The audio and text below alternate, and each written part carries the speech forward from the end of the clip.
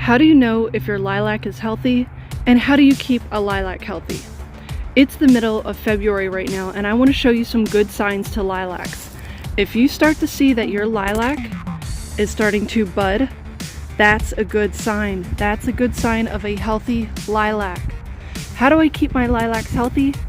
The first thing I do is, these were actually transplanted. These were just little roots that I took from a mother lilac plant. This is actually my white one, which is a little bit more rare. These are the older lilacs that you find in some older homes, not the genetically altered ones that you see kind of in the greenhouses now. But with this one, so again, it was a baby, it was a root. I propagated it, and every year I trimmed it a little bit. See how it's starting to kind of bush and branch out more? It was originally just a stick. That's all it was.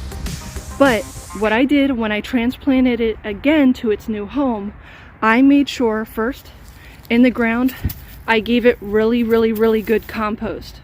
This was just before the fall happened, kind of really end of summer. Really good compost, made sure to keep it watered really well.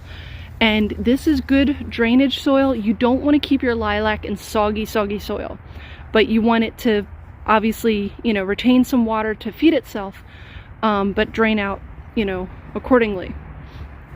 But so what I also want to talk about is I protected it. I put sod right on top of the lilac here, and this is protecting it from the winter.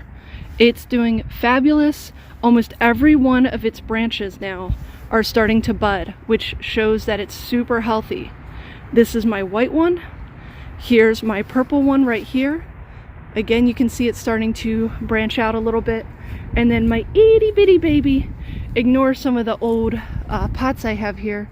Here it is. Okay, this is what the other one started out. Those ones up there started out as this little stick right here.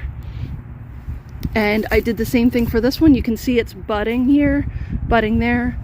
Now this stick right here isn't doing too well.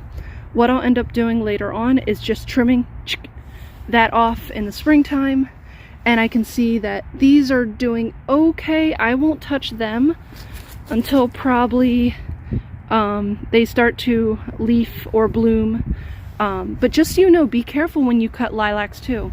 If you cut the first stem or first leaf set on a lilac, you're cutting off the flowers. Pros and cons of doing that. If you cut off the flowers, it focuses more on the plant itself. You'll get a bigger, bushier lilac. But again, if you cut off the first part, then you don't get flowers, which that's the whole point of having a lilac, is they're beautiful flowers. But definitely take care of your lilac. Again, look, I covered it in sod, and of course a lot of compost underneath there. That's how you take care of your lilac and keep it healthy. And this is the middle of winter, and you can see they're doing fine. These other plants I can talk to as well. As you know, I love gardening, and I'm building my garden right here, but everything I recovered and sod, and I'll take that sod up. That way it's protected. I'm in Michigan, we get some harsh winters, so I just took the extra step to protect my garden.